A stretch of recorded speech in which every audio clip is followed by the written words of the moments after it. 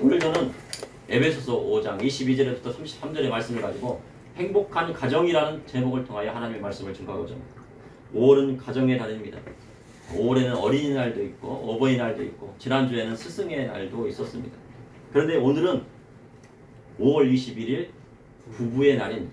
그래서 시리즈별로 매주 설교하겠습니다. 어린이날에는 어린이 설교, 어버이 주일에는 어버이의 은혜에 대한 설교, 그리고 스승의 날에는 스승에 대한 설교, 오늘은 또 부부의 날을 맞이하여 설교하게 됐습니다.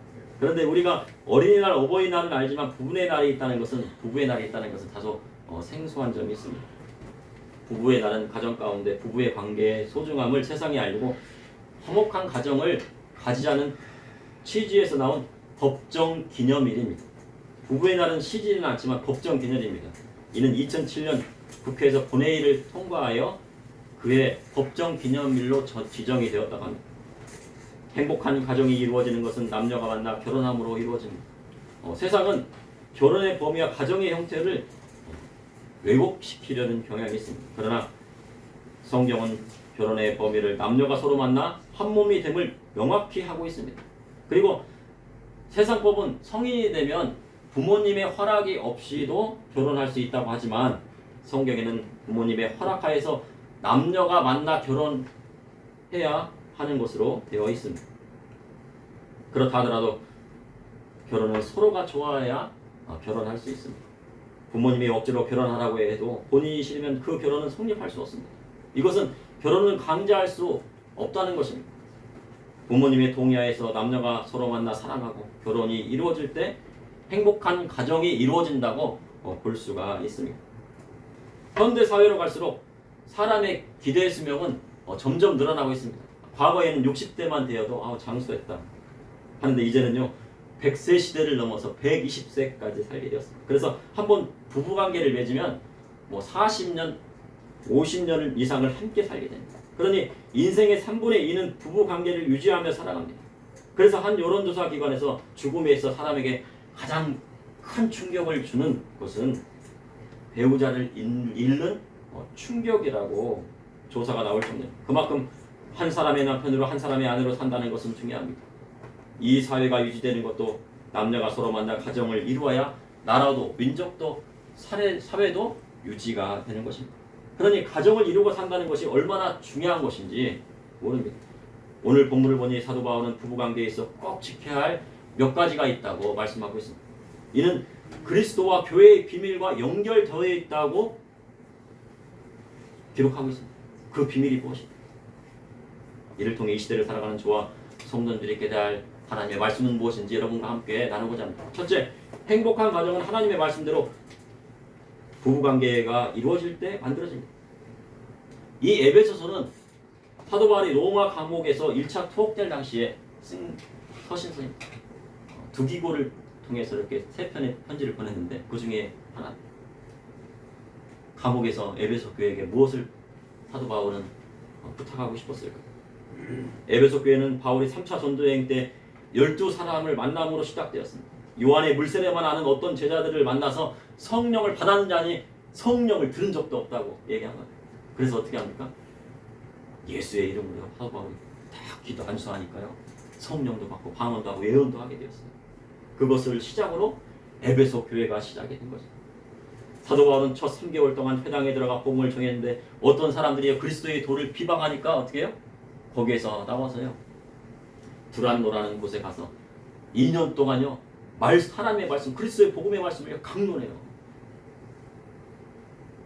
그곳에서요 하나님께서 사도 바울을 통하여 놀라운 능력을 행하게 하시는데 사도 바울에 있었던 가지고 있었던 손수건이나 앞치마를 가져다가요 병든 자에게 다 얹으면요 병든 자가 고침받는 놀라운 기적의 역사예요. 그리고 악기도 물러갑니다. 그렇게 세워진 교회가 바로 에베소 교회였습니다. 그런데 사도 바울의 목진 서신인 에베소서는요 에베소 교회뿐만 아니라 에베소 전 지역과 모든 교회에 편지한 것이라 할 수 있습니다. 그러니 사도 바울은 감옥에 있으면서도 에베소 지역에 있는 모든 교회가 바로 세워지기를 원했다는 것입니다. 그래서 붓을 들었습니다. 에베소서 1장부터 3장까지는 하나님이 주시는 구원의 계획과 그리스도의 구원의 사역을 나타내고 있습니다. 그리고 에베소서 4장부터 6장까지는 구원받은 성도들의 올바른 신앙생활은 무엇인가에 대해서 말씀을 하고 있어요. 이는 바울의 에베소서에 있는 모든 교회가 그리스도 예수 안에서 굳건히 세워지길 원했기 때문입니다. 오늘 본문을 보니 남편과 아내가 서로 갖추어야 할 도리에 대해 명확히 말씀하고 있습니다. 그럼 사도 바울은 결혼했을까요? 안 했을까요? 결혼하고서나 이 말씀을 드렸을까요? 안 했을까요? 어떤 학자는 결혼을 안 했다는 의견도 있고, 결혼을 했는데 일찍 사별을 했다는 의견도 있습니다. 근데 결혼 안 했는지 안 했는지는 잘 모릅니다. 확실히 모릅니다. 그러함에도 바울은 남편과 아내에게 하나님의 말씀을 전하고 있습니다. 그렇다면 주님의 몸된 교회가 세워지는 것과 부부 관계는 어떤 상관이 있을까요? 과거의 한국 교회가 부흥기를 맞이했을 때는 가정의 부부 관계보다는 교회 일에 전념하고 봉사하라고 가르쳐 왔습니다. 집안일은 내버려 두더라도 교회 일에 매달렸습니다. 하지만 사도 바울은 올바른 부부 관계에 대해 말씀하고 있습니다. 그럼 어떤 것이 올바른 부부 관계일까요? 에베소서 5장 22절에 아내리여 자기 남편에게 복종하기를 죽게 하듯하라. 여기 보니까 남편에게 복종하라고 하고 있는데 이 복종하다는요 영어로요 서브밋입니다. 서브밋. 이 서브밋은 항복하다 굴복하다는 거예요. 우리가 항복하다는 것은요 전쟁에 지면은 항복하는 거예요. 그러니 결혼하면요 전쟁의 진국과 같이 굴복해야 한다는 것입니다. 그런데 이러한 설교를 했다가는요 많은 여성들부터 공격받기 십상해요. 야 어떻게 저런 설교를 하고 있어? 할 수 있어. 그런데 사도 바울은 아내는 남편의 뜻에 항복하라고 합니다. 왜 사도 바울은 남편의 뜻에 굴복하라 했을까요? 그것은 창세기 3장 16절의 말씀에 근거합니다. 너는 남편을 사모하고 남편은 너를 다스리기를 하셨습니다. 하와는 뱀의 유혹으로 선악과를 먹음으로 불순종의 죄로 인하여 남편의 다스림을 받게 되었다는 것입니다. 그런데 그것이 하나님의 뜻이라는 거예요. 그런데요 그것이요 편하기 때문에 다스림을 받으라는 거예요. 남편의 다스림을 받으면 편하다는 얘기예요. 왜 편할까요? 창세기 3장 19절에 여호와 하나님께서 아담에게 내가 흙으로 돌아갈 때까지 얼굴에 땀을 흘려야 먹을 것을 먹으리니 내가 그것에서 취함을 얻었습니다. 너는 흙이니 흙으로 돌아갈 것이냐 하시니. 아담에게 내린 벌은 무엇입니까? 죽을 때까지요. 땀을 흘려 먹을 것을 받았다. 이는 가정을 부양하기 위해요. 죽도록 땀 흘리는 것이 남자의 운명이라는 얘기입니다. 아내로 세상에 나가 죽도록 땀 흘리는 것이 나을까요? 아기를 낳아 양육하는 것이 어려울까요? 어떤 것이 어렵습니까? 둘 다 어렵다고 생각합니다. 둘 다 어려워요. 버는 것보다는요 무엇이 더 바람돼요? 낳아서 하면요 그것이 더 바람된 거예요. 돈 벌으면 어떻게 하면 돈 쓰고 나면 끝나잖아요. 뭐 사 먹고 나면 끝나는데 자녀를 잘 키우면 어떻게 해요? 그 자녀가 대통령도 되고 판사도 되고 검사도 되고 의사도 되고 목사도 되고 사회에 이바지할 수 있는 인물이 되기 때문입니다. 그러니까 어떤 게 더 보람이 있어요? 자녀를 낳아 양육하는 것이 더 보람입니다. 그러니 성경 말씀대로라면요 남자가 부모를 떠나 아내와 합하여 평생 먹을 것과 입을 것과 거처할 것을 책임져야 한다는 것입니다. 남편이 이러한 것을 책임지지 않고 아내가 그것을 감당해야 한다면 그것만큼 어려운 것이 없습니다. 최근 들어 출산율 저하로 인하여 어떤 의원이 제안을 했다고 합니다. 결혼을 해서 30이 되기 전까지 자녀 3명을 낳으면 남자에게 군대를 면제해 주는 법을 통과시키자고 한 겁니다. 그랬더니 한 여성 의원이 이렇게 얘기합니다. 야, 애는 여자가 낳지 남자가 낳아? 왜 남자 군대를 면제시켜 주는 겁니까? 그것은 꼰대 정책입니다 라고 말을 했다고 합니다. 그 어떻게 보면요 그 말이 맞는 말이에요. 애는 누가 낳아요? 네, 아내가 낳잖아요. 그런데 그것에는 또 모순이 있어요. 만약 3명을 낳은 가장에 군대 간다면요 그 자녀들을 누가 부양하겠습니까? 아기 엄마가 직장에 나가 일하고 3명을 다 키운다는 것은요 너무 가혹합니다. 그러니 그 의원의 발언은 남자를 위한 것입니까? 여자를 위한 것입니까? 누구를 위한 것도 아니에요. 잘 몰라서 그런 얘기를 하는 겁니다.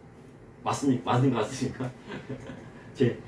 한 신문 사설에서요, 우리나라의 저출산의 문제는 경제력이 없는 남자의 탓이라고 기사가 나왔습니다. 그 기사를 보면요, 남자에게 경제력이 없으니 결혼할 수 있는 기반도 없고 결혼하지 못하니 당연히 출산율도 떨어진다는 것입니다. 그래서 어떤 전문가는 여성의 경제력이 높아지는 것보다는 남성의 경제력이 높아지는 것이 결혼이나 출산율에 도움이 된다고 합니다. 여성의 경제력이 좋아지면 결혼해서 남편을 떠받들고 출산해서 아기를 많이 낳을 것 같지만 그렇지 말고 돈도 많은데 편하게 살자. 필요성을 못 느낀다고 전문가들은 말합니다. 그런데 남성이 경제력이 높아지면 우선 뭐를 한다고 그래요? 결혼한다. 경제력을 갖췄으니까 나는 이제 결혼할 거야. 행복한 가정을 이루고 살 거야. 그래서 남성의 경제력은 출산율에도 도움이 된다는 것입니다. 그런데 이러한 것은 하나님께서 아담에게 땀 흘려 일하라는 뜻과도 상통하는 것입니다. 그래서 부부관계에 있어서 남편이 가정을 리더하는 것이 좋다는 것입니다. 그래서 여자는 꿈이 있고 비전이 있는 남편을 원합니다. 꿈도 없고 비전이 없고 경제력마저 없다면 그 결혼은 선택하지 않을 것입니다. 그것이 이기적이라고 생각해도 그것은요, 하나님께서 만들어주신 당연한 법칙입니다. 그거 당연한 거예요. 경제력이 없는 남자에게 시집간다고 하면 갈 수가 없죠. 자녀들을 키워야 되는데 어떻게 키워요?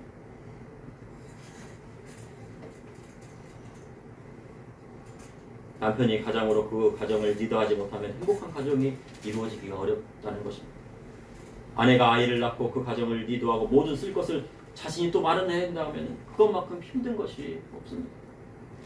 과거에 유럽에서는요, 기사도동신이 있었다고 합니다. 기사도동신이라뇨, 사랑하는 사람을 위해서 자기 목숨을 버리는 거예요. 사랑하는 사람이 있으니까 멋있잖아요. 사랑하는 여인을 위해서 나의 목숨을 버린다. 남자가 전쟁에 나가요, 내 사랑하는 아내와 자녀를 지키기 위해 싸워야 한다고 하면 어떻게 하겠습니까? 목숨 거는 거예요.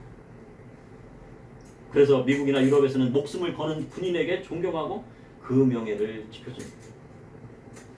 이는 여성은 자신을 위해 목숨을 거는 남자에게 매력을 느끼기 때문입니다. 그래서 남자는요, 강해야 됩니다. 왜 강해야 합니까? 가정을 지키기 위해서입니다. 땀 흘려 먹을 것을 가져와야 하고 가정을 지키기 위해 목숨을 내걸고 싸워야 하기 때문입니다. 그러면 아내는 가정을 위해 목숨을 내걸고 싸우는 남편의 명예를 어떻게 해야 돼요? 지켜줘야 돼요.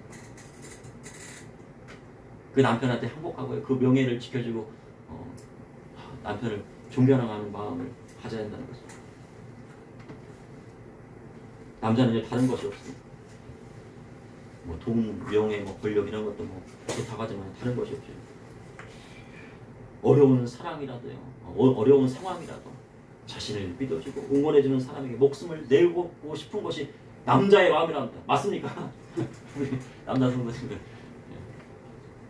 남자는 자신을 인정해주는 사람에게 목숨을 내본다고 합니다. 그러니 지금 어려워도 주님께 복종하듯이 아내가 남편에게 하면요, 그 가정은요, 행복해지는 것입니다. 에베소서 5장 23절에 이는 남편이 아내의 머리됨이 그리스도께서 교회의 머리됨과 같음이니 그가 바로 몸의 구주시라. 그러므로 교회가 그리스도에게 하듯 아내들도 범사에 자기 남편에게 복종할지니라. 집안에 믿지 않는 남편이 있다면요, 하나님의 말씀을 범하지 않는 한도 내에서 그 남편에게 복종하는 것이 주님의 뜻이라 할 수 있습니다. 그러나 믿지 않는 남편을 구원에 이르도록 인도할 수 있습니다.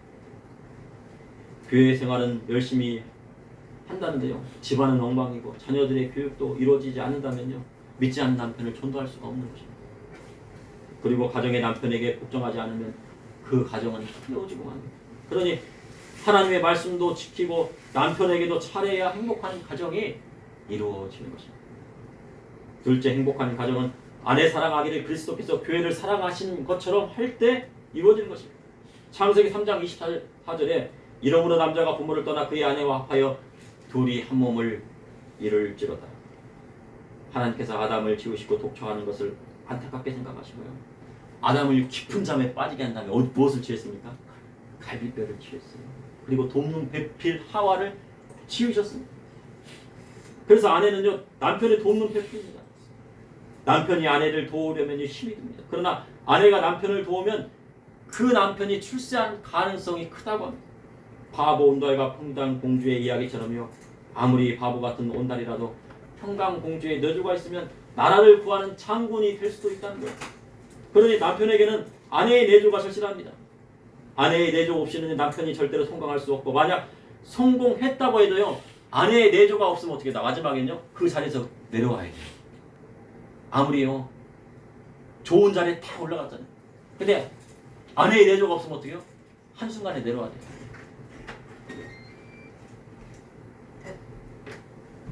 그러니 남편에게 아내의 내조가 절실한 것입니다. 아내의 내조가 없이는 남편이 절대 성공할 수 없습니다.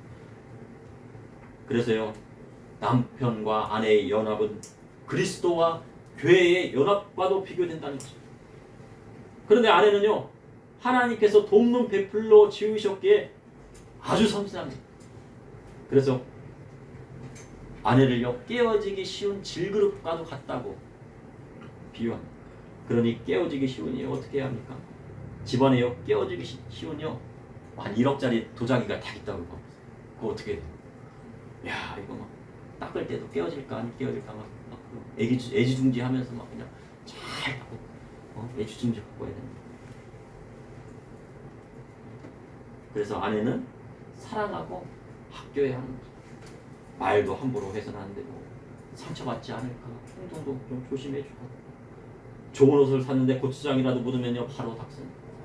그리고 세탁소에 맡겨 드라이 클링을 맡깁니다. 아내는 애지중지 도자기를 자르듯이 해야 하는 거죠. 가정을 지키고 보호하는 힘을 주셨는데 남편이 그것을 다른 데 쓰면 어떻게 됩니까? 그 가정은 깨어지고 맙니다. 하나님의 뜻은 일부일체됩니다. 야곱이 일부 다처제를 하고 모든 아내에게 먹을 것을 제공하니요, 얼마나 괴롭고 힘들었는지 모릅니다. 아내가 많고 여러 살림 차리면 행복할 것 같지만요, 그 순간요 남자에게 뭐가 와요? 고통의 시작이 와요. 이는 야곱의 인생을 보면 압니다.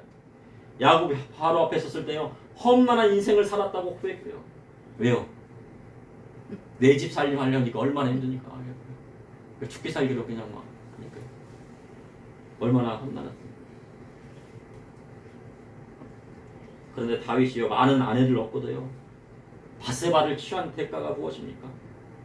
바세바의 남편 우리아를 무고히 죽인 전에요, 칼이 다윗의 집안에서 떠나지 않았습니다. 이는 다윗도요 잘못이 큽니다. 그런데 바세바도요 잘못하지 않았다 볼 수가 없어요. 바세바에게는 아마요 권력에 대한 동경이 있었던 것 같아요. 하급 병사보다는, 아내보다는 누구의 아내가 나아요? 왕의 아내가 멋있잖아요. 평생 권력도 드리고. 남편의 다스림보다는요 왕의 다스림을 받고 싶었을지도 모릅니다. 그리고 남편이 어떻게 했습니까? 전장에 나가서 죽고 말았습니다. 그러면 남편이 죽었으니 바세바는 다윗의 아내가 되었을까요? 다윗은 바세바를 얻어가지고 솔로몬을 낳았습니다. 그리고 솔로몬이 왕이 되었죠. 그런데 마태복음 1장 6절에 보면요, 다윗은 우리아의 아내에게 솔로몬을 낳았다고. 바세바에게 낳은 게 아니고 우리아의 아내. 우리아의 아내는 누굽니까? 바로 바세바. 예수 그리스도의 족보에 그의 이름이 거론되지 않습니다. 다만 우리아의 아내일 뿐입니다. 그러니 하늘나라에서도 바세바는 다윗의 아내가 아니라 누구의 아내예요? 우리아의 아내. 아무리 권력이 좋다 해도 자기 남편 버리면요 안 되는 것입니다. 자기 남편 버린다고 해 버려지는 것이 아닙니다. 한 남편의 아내가 그 남편과 하나 될 때 그가 죽기까지 그 남편의 다스림을 받으라 하신 것이 성경에 가르칩니다. 이는 한 번 부부관계의 이혼을 맺으면 가를 수 없기 때문입니다. 그래서 세상법으로 이혼을 한다고 해도 죽을 때까지 이혼이 안 되는 것이 성경의 가르침입니다. 그러니 결혼은 신중한 것입니다.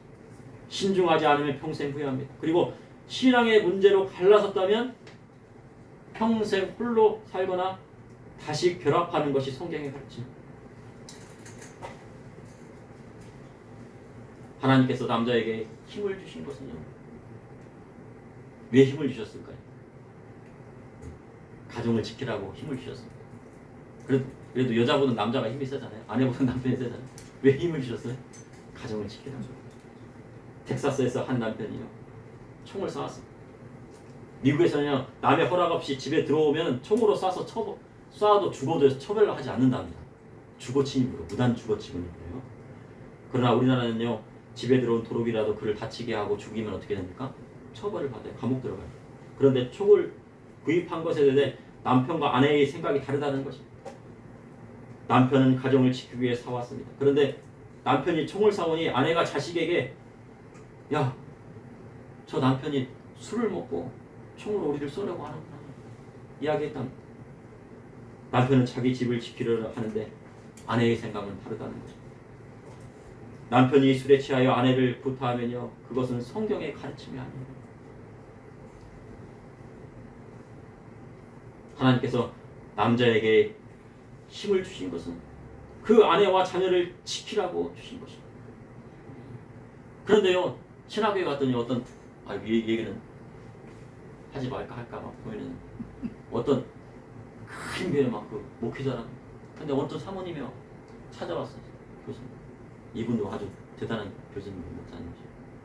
목사님, 저 상담해야 되는데 이거 어떡합니까? 말할 수도 없고 말할 수도 없고. 왜요? 그랬더니요, 그냥 집에만 가면 매일 때린답니다. 아니 그게, 그럼 어떻게 되는 거예요? 그러면 어떻게 돼요? 아무리 목회자들이고 지옥 가는 거예요. 하나님 말씀대로 가지 않으면 지옥 가는 거예요. 회개하지 않으면 지옥 가는 거예요.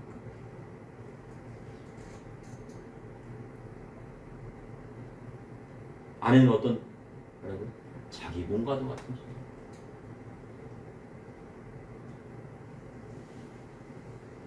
예수님께서 믿는 자를 어떻게 지키셨습니까? 십자가에 달려 피 흘리시기까지 지키신 것입니다. 그로 인해 우리 구주 예수 그리스도로 인하여 구원을 받게 된 것입니다. 그 은혜가 큽니다. 그러므로 행복한 가정은 그리스도께서 교회를 사랑하신 것처럼 남편이 아내를 사랑할 때 이루어지는 것입니다. 셋째, 행복한 가정은 그리스도의 교회를 굳건하게 했습니다. 창세기 3장 16절에 또 여자에게 이르시되 내가 내게 임신한 고통을 크게 더하리니 내가 수고하고 자식을 낳을 것이며 너는 남편을 원하고 남편은 너를 다스릴 것이니.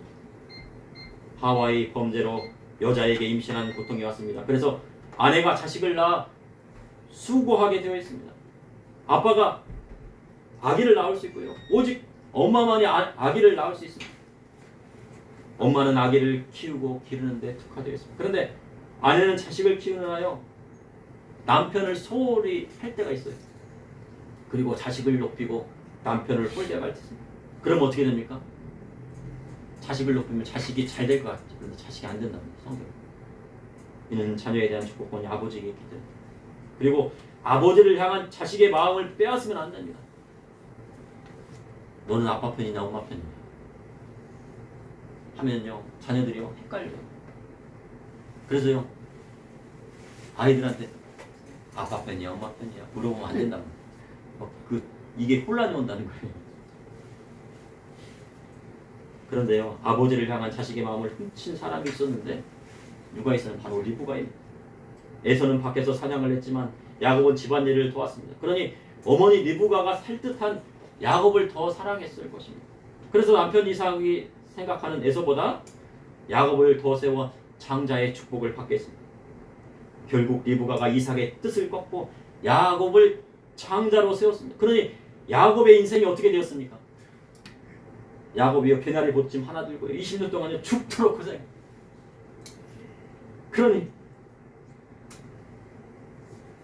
그런데도 하나님이요, 야곱이 하나님의 말을 붙드니까 누구를 쓰셨어요? 야곱을 쓰신 것입니다. 아무리 능력 없는 남편이라도 자식 앞에서 남편을 깎아내리면 그 자녀가 잘 되지 않습니다.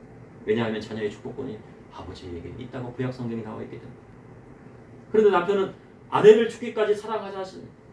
자신이 힘이 있다고요, 술 먹고 아내를 때리고 무시하고 아내를 아끼지 않으면 그 모든 원망이 누구에게 갑니까? 남편에게 갈지 않지만요, 자녀에게 간다는 것입니다. 어떤 경우는 남편이 바람을 피웠다고 합니다. 그래서 그 아내가 그 충격으로 정신질환을 얻게 되었어요. 그래서 가정이 풍비박산이 나고 가정이 어려워졌습니다. 그래도 남편이요, 바람이 핀 것을 하나님 앞에 회개를 했다. 그리고 그 자녀들이 그러한 것을 보고 뭐를 벌려요? 음란을 벌려요. 왜요? 어머니가 그런 정신질환을 왔으니까 무엇에서부터 온 거예요? 하나님 말씀 지키지 않고 음란에서부터 왔구나 하고요. 자녀들이 하나님 말씀대로 결혼하기 전까지요. 막 순결을 지키니 나중에는 어떻게 해요? 그 자녀들이 아주 큰 하나님의 축복을 물질의 축복을 주시는데요. 영적인 축복뿐만 아니고요. 그냥 들이부어서 주세요. 남자가 바람을 피우면 어떻게 됩니까? 잠언에요. 모든 재산 다 빼앗기고 기업도 다 망하고 저주를 받게 된다고 해서 성경에 기록되어 있어요. 그러니 기업하는 사람들이 이렇게 하다가 사장님들이 바람 피우려고 어떻게 이 말씀을 전해야 돼요. 바람 피우면 어떻게 되냐면 그 기업 다 망하고요. 왜 망하는 거예요? 사업이 안 되는 게요. 하나님께서 그렇게 하면 저주를 받는다고 성경에 기록되어 있기 때문에. 그러니 결혼하기 전까지 순결을 지키고 하나님 말씀대로 살아가 남편과 아내 된 자의 본분을 다하면 영적인 축복과 물질적인 축복을 물 붓듯이 부어주는 것입니다. 그래서 사귀는 것은 언제 하는 것일까요? 사귀는 것. 구약 성경에는 사귀는 것은 결혼하기 전에 하는 것이 아니라 결혼한 다음에 한다는 것입니다. 어린이 여러분, 사귀는 것은 언제 한다고요? 예? 예, 결혼한 다음에. 결혼 전에 사귀면 돼요, 안 돼요? 누가 막 사귀자 그러면 사귀면 돼요, 안 돼요? 말씀이 안 된대요. 언제 사귀는 거예요? 결혼한 다음에 사귀어도 늦지 않은 거예요. 근데 구약 성경에는요, 남녀가 결혼하면요 1년 동안요 휴가를 주래요. 우리는 보통 뭐 공공기관에서 보면 한 일주일 주잖아요. 신혼여행 갔다 오고. 그게 아니에요. 서로가 모르잖아요. 그러니까 1년 동안 휴가를 보내요. 여행을 가든지 뭐 신혼생활을 하든지. 군대도 보내면 안 돼요. 군대에서 막 결혼한 사람 데려가면 안 된대요. 1년 동안은 그냥 온전히 신부를 위해서 모든 것을 다 그냥 쏟아부으라. 모르는 사람이니까 얼마나 알고 싶겠어요.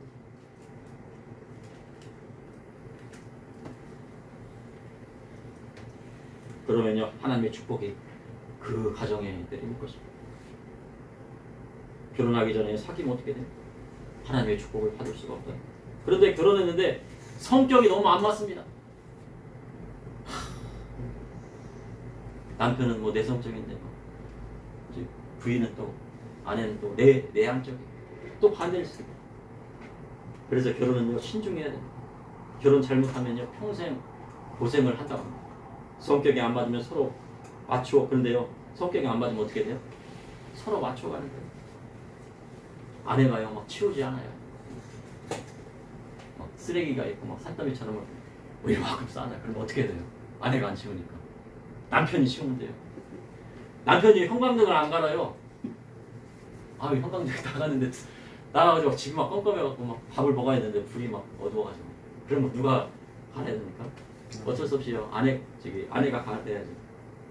과거에 대통령 중에서요 영부인에 대한 논란이 일었어요. 그랬더니 그 대통령이 한마디가요 저의 마음에 와닿았습니다. 뭐라고요? 그럼 내 아내를 버립니까? 그런 거예요. 그러니까 사람들이요 그 논란이 싹 사라져 버릴 수 없잖아요. 맞는 말이에요. 아무리 악처라도 아무리 돈 못 벌은 남편이라도 한 번 결혼했으면 맞춰가는 것이 인생이에요.